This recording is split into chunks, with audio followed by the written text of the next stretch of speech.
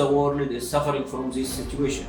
And the supply chain, we know that, we notice that many shortages in supply chain in all the world.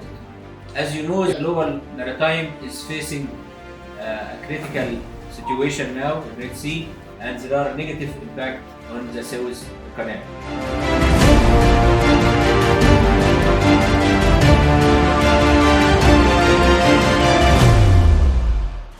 I need to still meeting you from time to time to discussing what the new actions have in the Red Sea.